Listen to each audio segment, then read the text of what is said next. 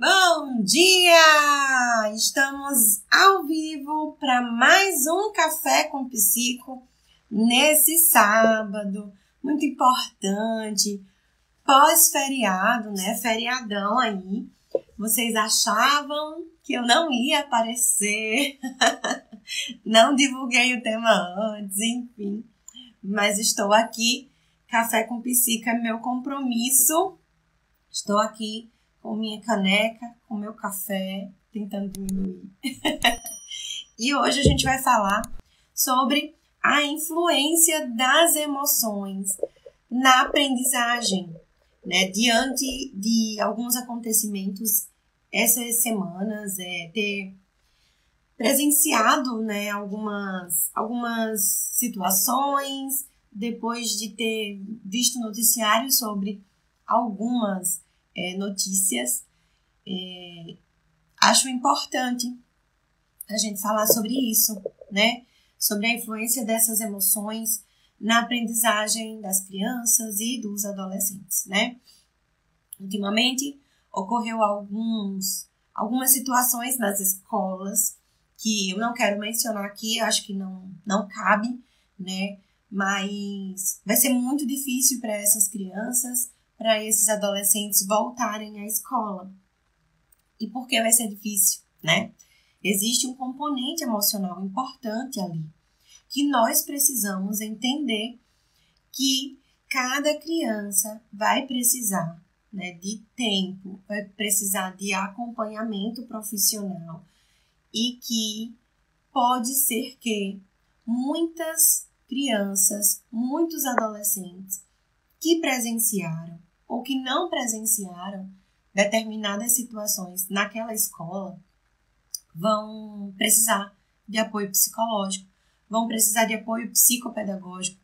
Os professores, os funcionários, né? É um evento muito triste, muito traumático, sem contar, né, outros eventos que são veiculados na internet todos os dias, falando sobre bullying, falando sobre algumas questões que precisam ser levadas a sério quando a gente fala de aprendizagem, né? Então, tá tudo bem. A aprendizagem não tem nada a ver com a emoção, né? Então, tem um trauma, tem um medo, mas não tem nada a ver com a aprendizagem. Então, não tem por que você estar tirando nota baixa, não tem por que seu rendimento cair, né? Mas tem sim, e a gente vai falar sobre isso hoje, tá bom? O Café com Psico é um espaço nosso, um espaço de construção. Quem se sentir à vontade de comentar, de colaborar, de estar conosco, né? Nesse momento, pode ficar à vontade, tá bom? Então, vamos lá. Prometo ser breve nesse sábado de aleluia, né, minha gente? Perturbando vocês aqui com Café com Psico. Ai, mas vamos ser breve. Primeiro, a gente vai para uma explicação da neurociência, né?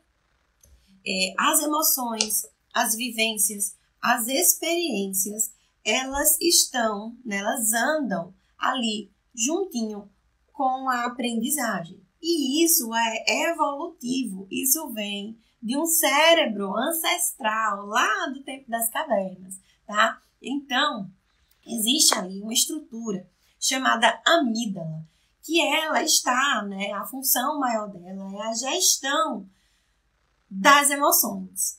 Porém, né, existem pesquisas, existem relatos da relação dessa estrutura que tem ali uma questão de modulação emocional com questões relacionadas à aprendizagem, à cognição, a própria cognição, memória, atenção e raciocínio. Então, a gente precisa ali entender que as emoções, elas guiam a atenção, né? Então, um dos componentes mais importantes das habilidades, das funções, né, mais importantes para a aprendizagem são a atenção e a memória, na verdade, né? E aí, a amígdala, ela está bem relacionada à atenção e à memória, tá? Então, não tem como a gente separar a aprendizagem de a emoção. Então, a gente vai sempre falar de aprendizagem significativa, de afeto na escola, né? E aí a gente precisa pensar no que está acontecendo nas nossas escolas atualmente. Eu trouxe um livro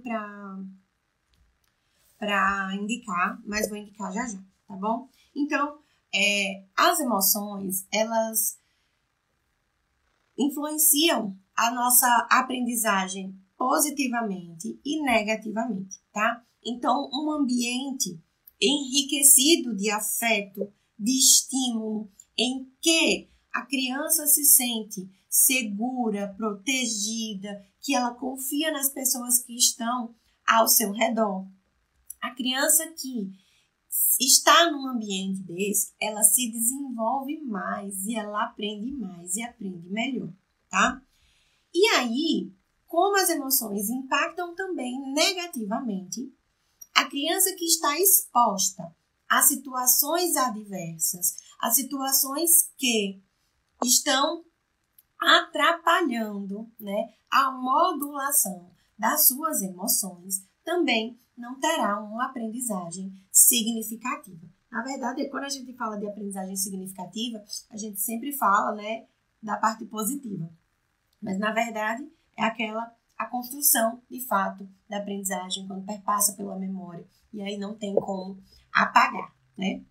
E aí, essa sensação de bem-estar, essa sensação de segurança, precisa, principalmente na primeira infância, estar na família, nos ambientes sociais e na escola, né? E aí, família, ambientes sociais e escola, não só na primeira infância, né, mas em toda a vida da criança e do adolescente. Então, se a criança está exposta a situações de violência, a situações de maus tratos, a situações em que a sua modulação emocional, né, as suas emoções estão ali sendo afetadas, muito provavelmente essa criança também terá um rendimento baixo na escola, né? Terá uma aprendizagem, terá déficits, falhas, né? Dificuldades de aprendizagem. Então, pensando nos acontecimentos mais recentes em escolas que vimos nos noticiários, precisamos pensar também na escola enquanto um ambiente seguro, né? Em uma cultura de paz nas nossas escolas. E aí, a gente precisa, né, entender que essas situações de bullying, de medo, de trauma, situações que geram ansiedade, são situações que não são propícias para a aprendizagem, né?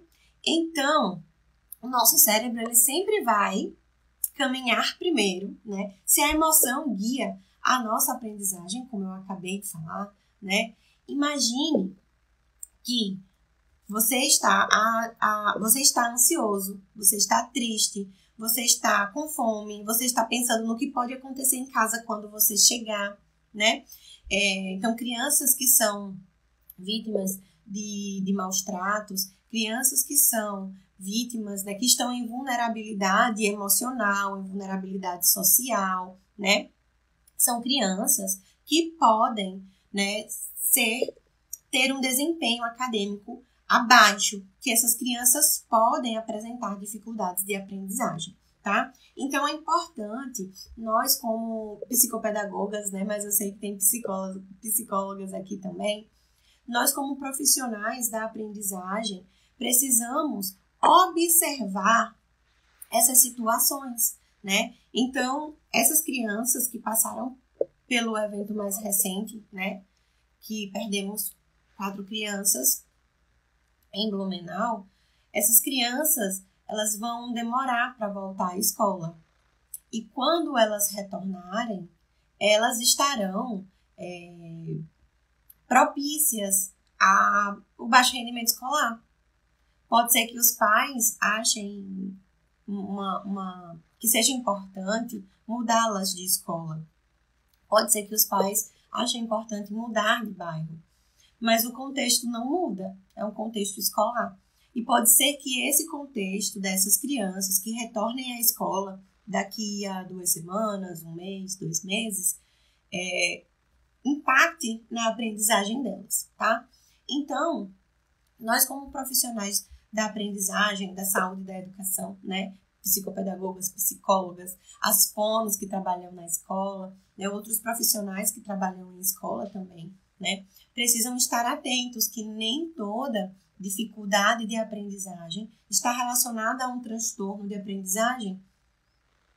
Muitas vezes, essa dificuldade de aprendizagem que é externa, né? A gente já tem um café com psico aqui que eu falo sobre as dificuldades a diferença entre transtorno e dificuldade de aprendizagem. Sendo o transtorno uma questão neurobiológica e sendo a dificuldade uma questão externa, precisamos pensar também que essas situações traumáticas também influenciam na aprendizagem de uma criança, tá? Então, quando a gente pensar, né, estando em contexto escolar ou estando em contexto clínico, precisamos também avaliar, considerar o contexto, né, dessa criança. Qual a situação em que ela está? Social. Qual é o ambiente de estimulação que ela está? Qual é a na sua anamnese, olha só, tem uma coisa importante na minha anamnese. Eu pergunto se os pais são casados. Pergunto como está a relação deles. E aí, né, numa conversa mais informal, assim, então, e aí, como é que vocês estão? Tá tudo bem? Nada, quê? E aí, por que, Ju, você pergunta isso? Nada a ver, mulher. O que é que tem a ver com a criança, a vida dos pais dela, né? E tem tudo a ver. Se essa criança, ela está numa casa em que os pais estão se divorciando e eles estão brigando todos os dias, se quando o pai chega num contexto em que a mãe tá ok, tá tudo bem, e o pai chega e aí começa uma discussão, né, porque eles não estão mais ajustados ali naquele casamento, essa criança vai sentir e ela vai aprender, né, que toda vez que o pai chega, ela sente uma coisa ruim. E aí essa criança vai dizer assim muitas vezes: é melhor que vocês se separem mesmo. Ai, mamãe, manda o papai embora. Vamos sair dessa casa. Já aconteceu isso, já escutei isso.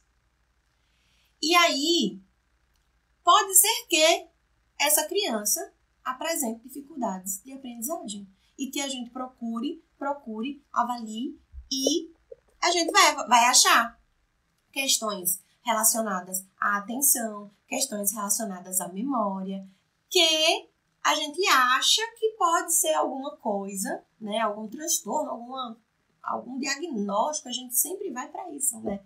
E aí a gente esquece um pouquinho desse contexto aí emocional, que é super importante, né? Então, quando a gente vai avaliar uma criança, e adolescentes também, né?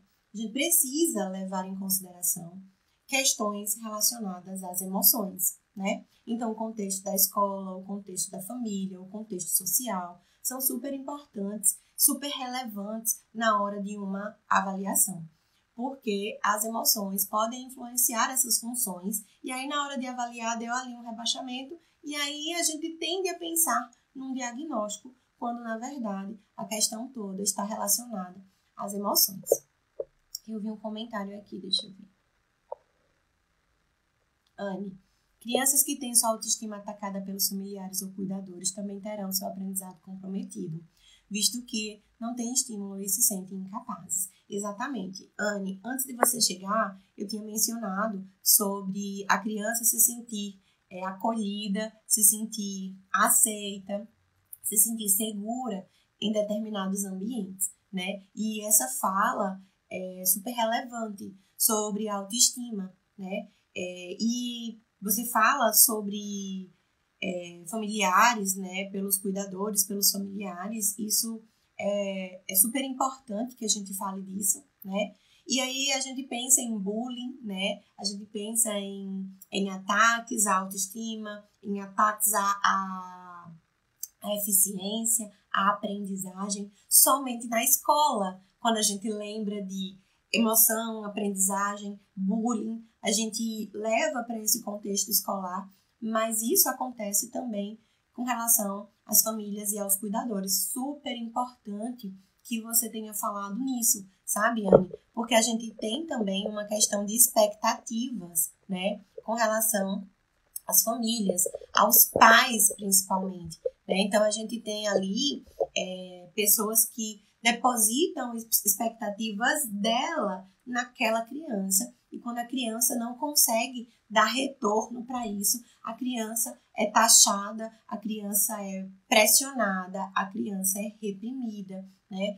E a gente precisa entender que cada criança é um ser único, que vai expressar muitas coisas, aprendizagem, emoções, sentimentos, de formas diferentes, né? Então, a gente precisa ficar atento a esse contexto emocional, tá? E aí, tem essa questão da escola, né, do clima positivo da escola, mas a gente precisa lembrar também da família, né? Então, a gente vai pensar aí naquela tríade, né? Escola, família e sociedade, né? A gente precisa ter segurança emocional para as nossas crianças, né? Então, crianças em contexto de guerra, por exemplo, terão dificuldades de aprendizagem. O sistema, a lei delas, né? A amígdala está trabalhando para protegê-las, para dizer assim, isso aqui, você precisa se proteger, né? E aí vem aquela sensação de medo, de fuga, né? Que é uma das principais funções ali das amígdalas. Da amígdala. Que olha, tá acontecendo alguma coisa de errado aqui, vai embora. Então, é de proteção, né?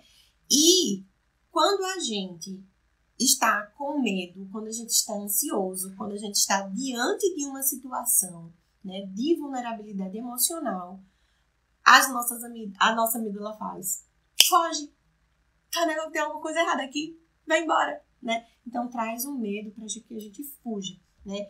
E aí, essas crianças que passaram por essa situação extremamente triste e avassaladora essa semana, elas vão sentir isso quando chegarem na porta da escola. A amígdala vai dizer: foge, que esse lugar não é seguro para você.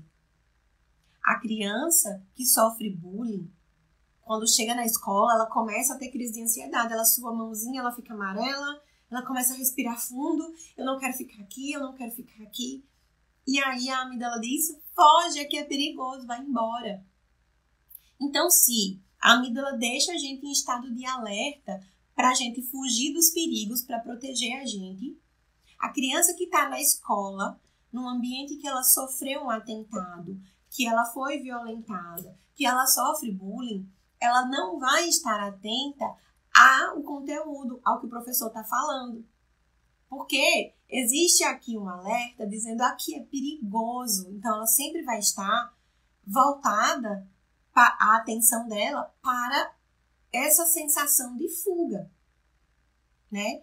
Então, a gente precisa, né, pensar em ambientes seguros, em ambientes acolhedores para as nossas crianças e para os nossos adolescentes. A escola precisa ser esse ambiente. A família, a casa da criança precisa ser esse ambiente. E nós, quando chega uma criança para avaliação psicopedagógica, para avaliação psicológica, neuropsicológica, precisamos levar isso em consideração, certo? Senão tudo vira transtorno, tudo vira dificuldade de aprendizagem. A dificuldade de aprendizagem, não é transtorno não, é só uma dificuldade de aprendizagem. Mas existe uma causa ali. Então, as dificuldades de aprendizagem precisam ser trabalhadas. A gente precisa investir em intervenção de crianças que não têm transtorno de aprendizagem, que não têm diagnóstico formal com relação à aprendizagem, à cognição, né? Então, os psicólogos, os profissionais de psicologia têm mais artifícios, né, para trabalhar emoções, situações de medo, de trauma, de bullying, e isso é o que deve ser feito mesmo. Mas nós, psicopedagogas, nós temos uma carência desses temas. Ah, Jússi, mas não faz parte da nossa grade curricular, não faz parte da nossa atuação, atuar com emoções, sentimentos e medo. Não faz parte diretamente. Mas a gente precisa saber diferenciar e precisa estar com isso atento de que essa dificuldade de aprendizagem tem um cunho emocional. Pode ter um cunho emocional. Não é só contexto. Não é só falta de estímulo. Não é só porque a criança não quer. Pode ser que exista um cunho emocional aí. E é importante justamente para você dizer, precisamos intervir nessa dificuldade de aprendizagem, mas também precisamos intervir no que causa essa dificuldade de aprendizagem. E aí a gente encaminha para os profissionais de psicologia, certo? Então, é importante que a gente leve isso em consideração.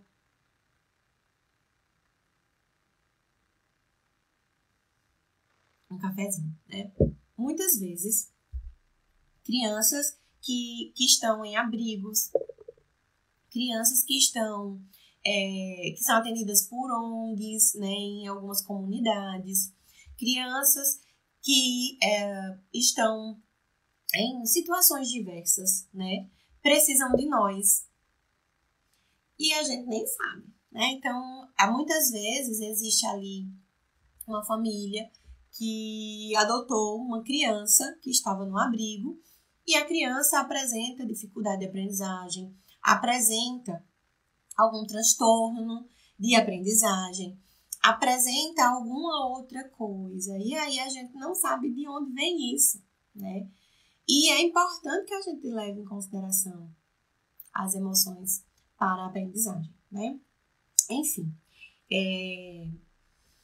quando foi, meu Deus? Acho que tem umas 2 semanas. Eu vi na internet alguma questão relacionada ao bullying, né, de pessoas com TEA. E eu vi uma cena, né, felizmente e infelizmente, na verdade, né? A internet veicula todo tipo de informação. Eu parei de assistir noticiário porque estava me fazendo mal. E aí, na guia Explorar ali do Instagram, apareceu uma situação de uma jovem com TEA sofrendo bullying.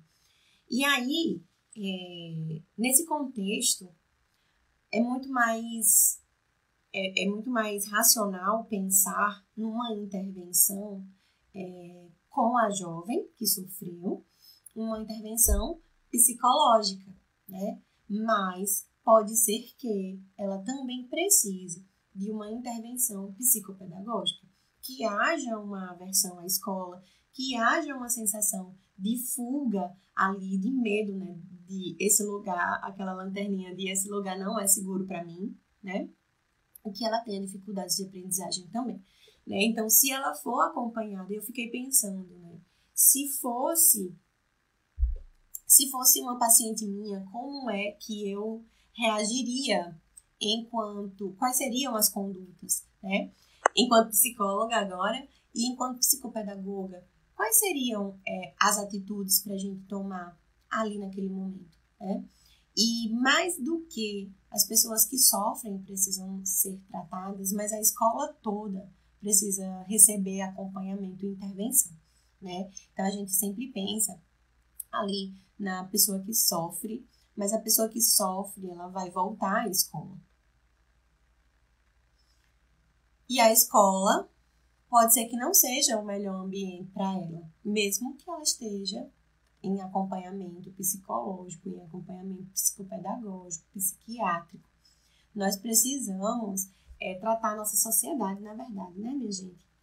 Então, quando a gente se expõe a situações de vulnerabilidade, aumenta o nosso estresse, aumenta, né, o nível de cortisol, e aí a atenção vai ser prejudicada, a memória vai ser prejudicada e a aprendizagem como um todo será prejudicada, né? Então, a aprendizagem, a emoção, né, quando existe ali um vínculo afetivo, a gente pode acelerar um processo de aprendizagem, a gente pode ter uma aprendizagem gigante, né, e tudo mais, quando essa criança encontra acolhimento, afetividade, afeto, amor, né, junto com as experiências de aprendizagem.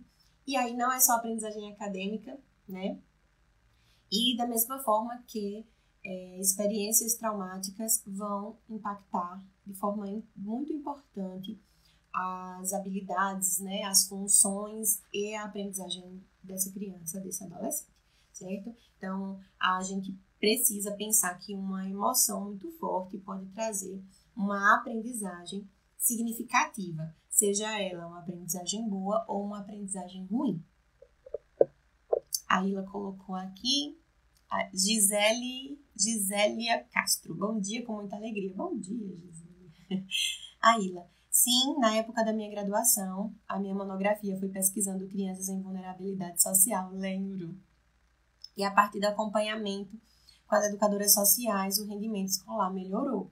E aí, a Ila, eu lembro, né, que da sua monografia, que uma porcentagem importante das crianças em vulnerabilidade social, das crianças do abrigo pesquisadas, tinham dificuldades de aprendizagem, né? Que não eram transtornos de aprendizagem, né? E aí a gente precisa pensar que as pessoas que trabalham nos abrigos, nas casas de passagem, precisam ter isso em mente, que esse afeto, que esse amor, que essa dedicação, que esse acolhimento, segurança, precisam vir deles, já que essa criança não tem a família por perto, né? Então, isso é muito importante.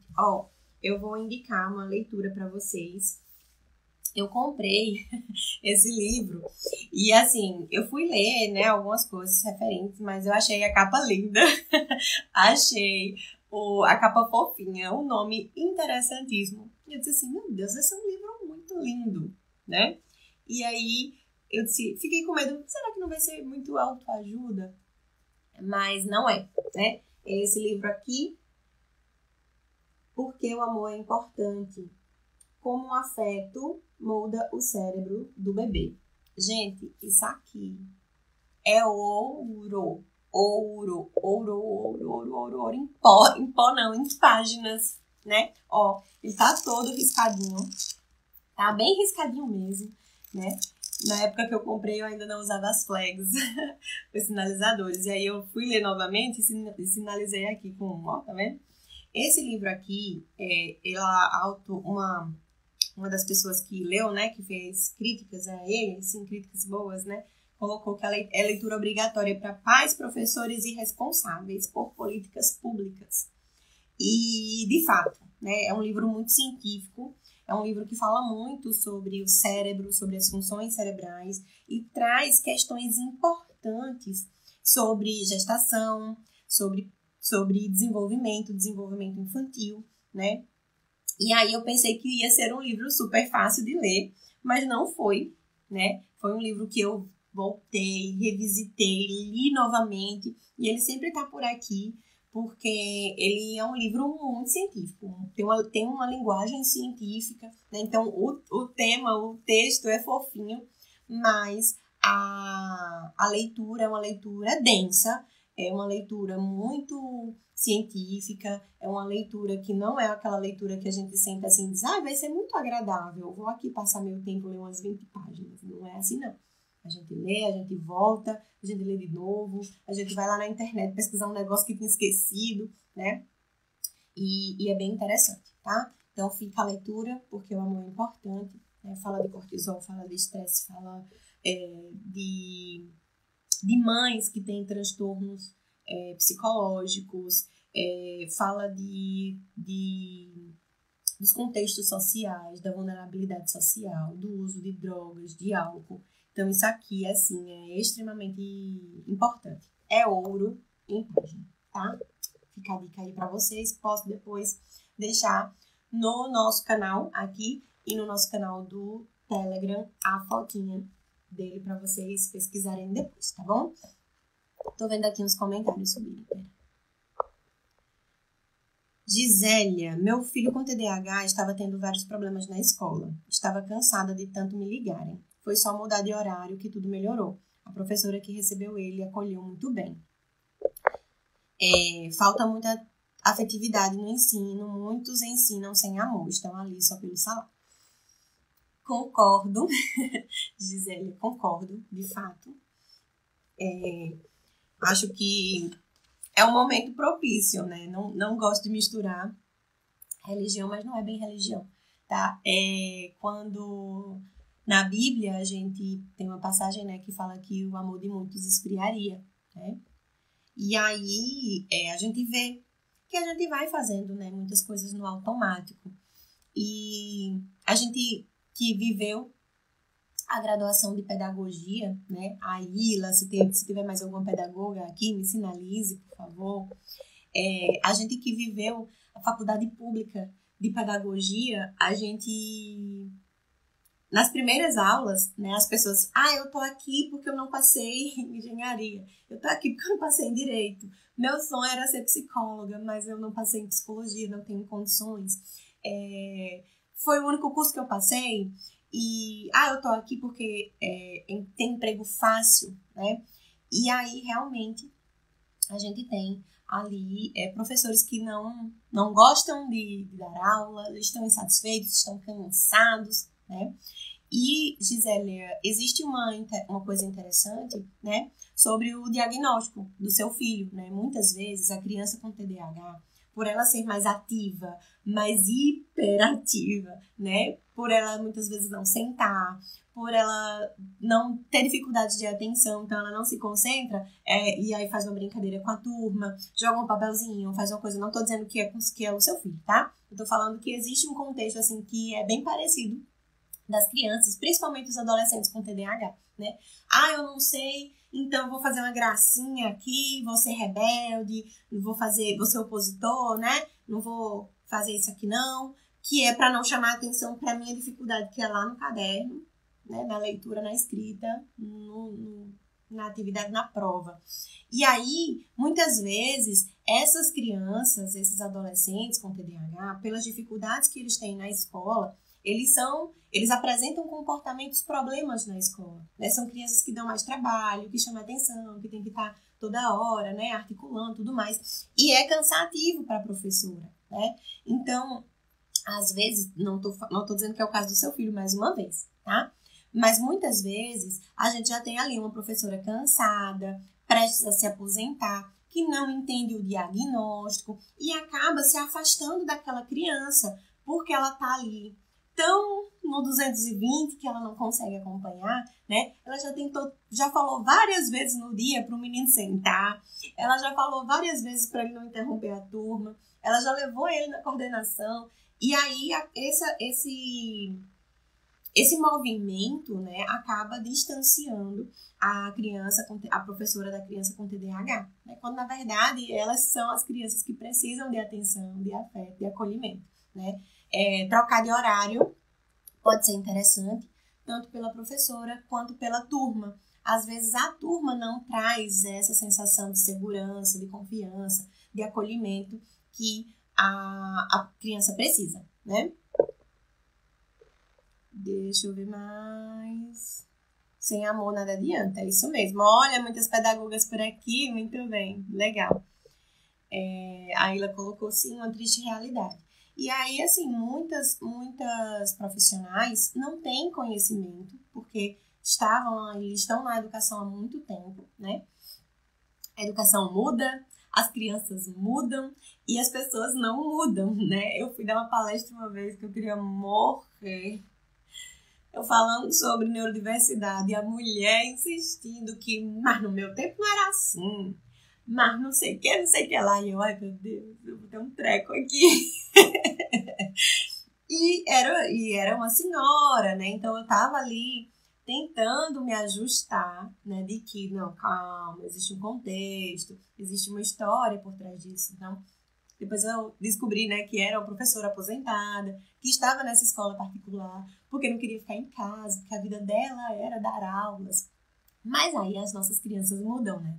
E a gente precisa estar ali, atenta a essas mudanças, de geração, essas mudanças de contexto, né? Então, hoje, por exemplo, é muito mais fácil a gente encontrar uma criança que tenha desempenho motor para jogar no celular, no videogame, do que para pegar no lápis. E aí a gente precisa ensiná-los, né? Então, isso é extremamente importante.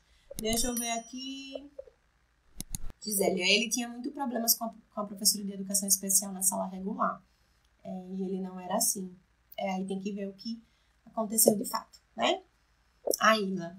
E mais alguns profissionais da educação que não estão tendo rendimento no trabalho ou próximo de se aposentar ou são transferidos para outros setores, infantil, EJA e educação especial. Exatamente, então já está tão saturado, né, que só quer ir embora também daquele lugar e aí acabam que não tem afetividade, não tem ligação emocional, né, com os alunos. Deixa eu ver se eu esqueci de falar mais alguma coisa, gente. Acho que não. Eu disse que ia ser breve hoje, ó. Terminando menos de 1 hora. Não. Falei tudo certinho. Não quis trazer os eventos, né, que me lembraram de falar sobre isso. Ai, Daisy, minha musa maravilhosa. Ai, linda. Gente, ó, Daisy é a mulher que salva a minha vida, viu? Que regula as minhas emoções, que a gente conversa sobre a amígdala, né, Daisy?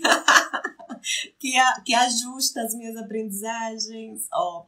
Vão lá seguir, porque vocês mulheres todas, psicólogas, psicopedagogas, mulheres em geral, mães, ela tá com um projeto lindíssimo que vai acontecer semana que vem, uma live, então já vão lá, né?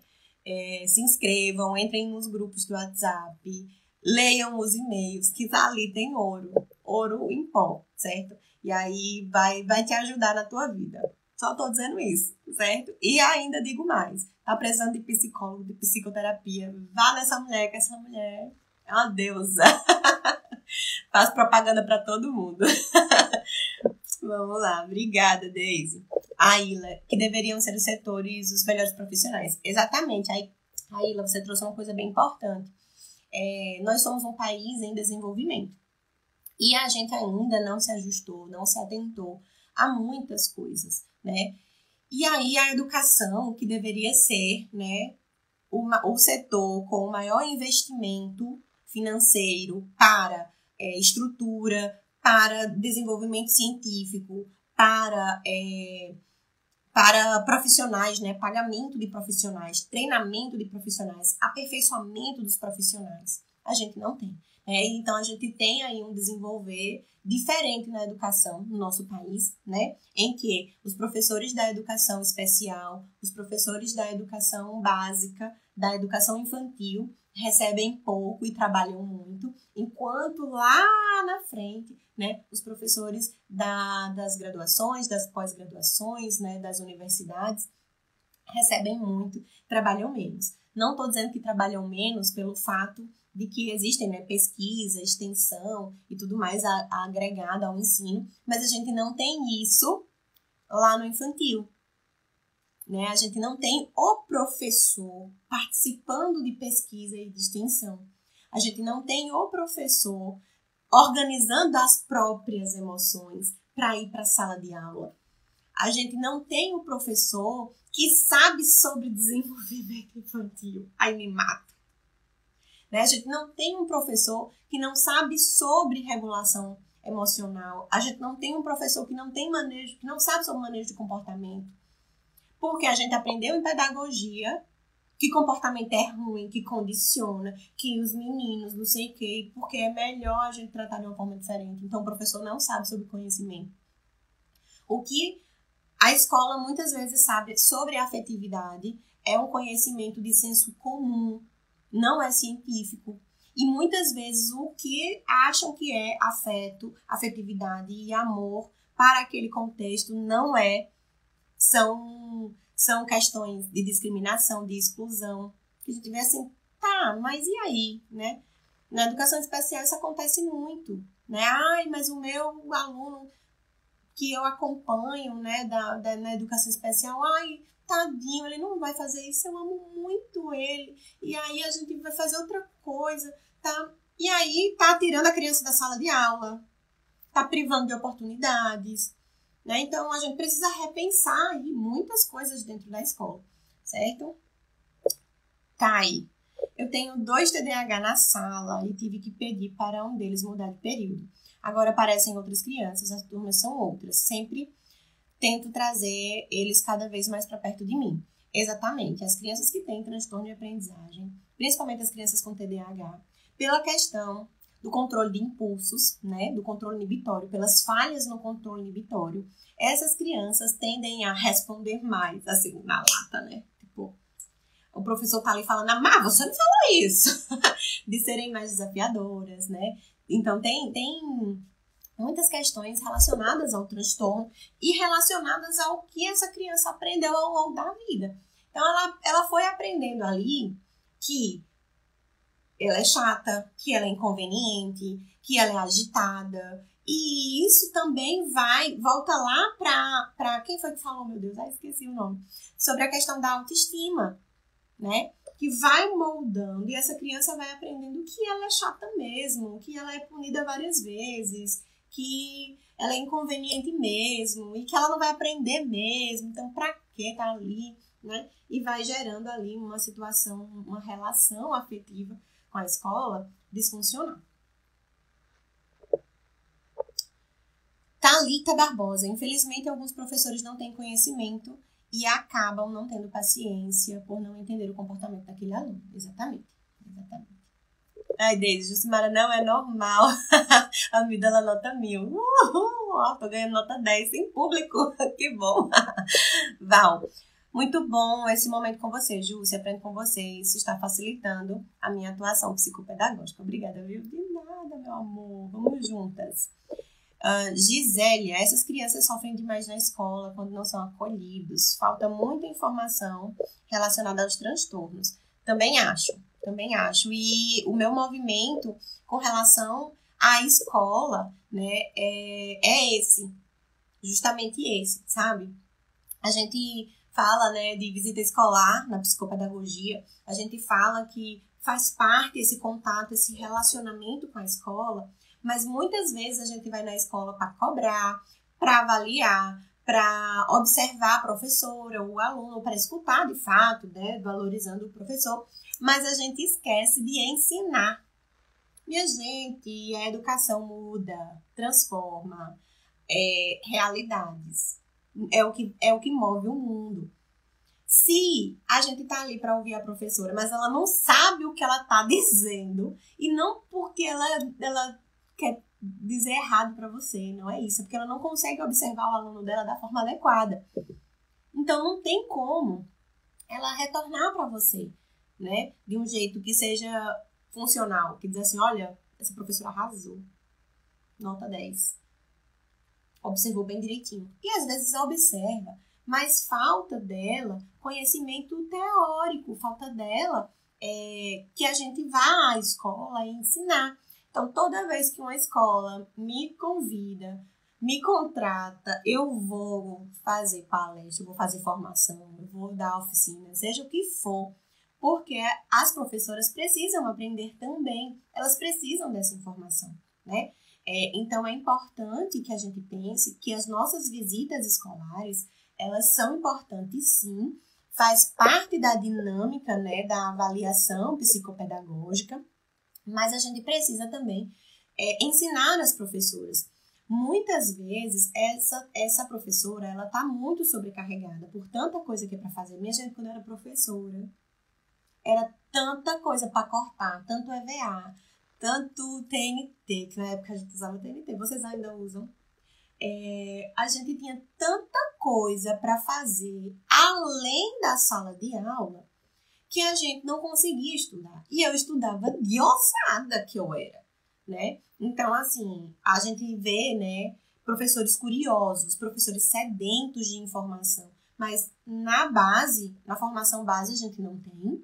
E na formação complementar, muitas vezes as escolas, as secretarias de educação, né, estão mais dispostas a ensinar outras coisas. E esses conteúdos ficam a desejar. Então, não é porque a professora do seu filho, a professora do seu paciente, não quer dar as informações, não se preocupa com ele. Não é isso. Muitas vezes ela não tem tempo, ela não tem conhecimento. Então, ensine você. Tá bom? Obrigada. Professora Adriana, já ouvi de professores que não devemos mostrar os dentes para os alunos, no sentido de sorrir. Oh, gente, que triste isso. Que vida triste sem sorrir. Eu tô sorrindo até com o dente quebrado. Quebrei o dente quinta-feira. E meu amigo dentista não conseguiu me atender porque ele estava viajando. Então tá tudo bem. E foi o dente da frente, viu? Tô aqui, ó. Enfim. Gisele, meu filho não gostava da sala do AEE porque dizia que era só coisa fácil que passavam pra ele. Muitos professores achavam que a criança era incapaz. Esse movimento aí é muito triste, verdade. Sara, bom dia. Essa é a primeira vez que te assisto ao vivo. Você achou parabéns. Ai, obrigada, Sara. Vamos juntas, mulher. Gisélia, aqui é uma psicopedagoga que cuida de todas as escolas. Uma psicopedagoga para a rede toda? Misericórdia. Não dá conta. Aila, conhecimento é informação. A informação é tudo, verdade. Inserir não é incluir. E inclusão não é só pensar em estratégias acadêmicas, em estratégias para diminuir as dificuldades acadêmicas dessa criança na escola, né? Inclusão é todo um contexto que merece ser observado, né? Toda a criança. Então, se as emoções, a afetividade, o amor faz parte dessa vida, dessa vidinha, a gente precisa levar em consideração, tá certo? E ainda é coordenadora da educação especial. A pessoa é psicopedagoga da rede inteira e coordenadora da educação especial. Deve ser uma pessoa muito inteligente. Não estou tirando o mérito dela, né? Mas a gente precisa de mais gente, né? Unir forças. E aí, uma pessoa em cada escola seria ótimo. Profissionais da psicologia, da psicopedagogia, da fonoaudiologia, profissionais do serviço social precisariam ter um em cada escola, no mínimo, um em cada escola. Tem escola que a gente vai que precisaria de 2, 3 psicólogos, 2, 3 psicopedagogas. E a gente tem um parede todo, né? É muito difícil esse nosso momento, né? Mas nós precisamos estar atentas, balançar a bandeira da psicopedagogia, mostrar que a gente é importante, né? Caminhar para a regulação da nossa profissão, para depois a gente pensar, né, nisso. Eu nem queria comentar isso aqui, mas tem uma desvalorização, assim, bem grande, né? Quando a gente pega os concursos públicos, principalmente de prefeituras, né, os municipais, a gente tem 40 horas e um salário bem pequenininho. Então, provavelmente é para dar conta de tudo isso, né? Ai, Gisélia, que lindo! Eu tô falando seu nome certo? Acho que sim. Estou fazendo psicopedagogia e minha inspiração é você. Eu compartilhei o seu Instagram até para minha turma do curso. Ai, que mara! Obrigada! Seja bem-vinda, bem-vindos. Será ótimo que a psicopedagogia, né, seja valorizada dessa forma. Muito obrigada, viu? Gente, vamos terminar? Vamos ficar por aqui? Eu disse que ia ser breve hoje, né? É uma questão, né? Falar sobre emoções, falar sobre aprendizagem e emoção. Daria um curso, mas a gente precisa ser breve hoje, né? A gente tá aí no meio de um feriadão. Aproveitem, se divirtam, descansem, trabalhem se precisar trabalhar, né? Lembrem de organizar aí as emoções de vocês, tá bom? E aí eu vou fazer minha pose para minha foto. Eu sempre saio fazendo careta, né, minha gente? E aí, para eu colocar lá, vai ficar gravada aqui no YouTube e vai pro Spotify também, que a gente também é podcast, tá bom? Bora lá? Quem fizer print, me marca.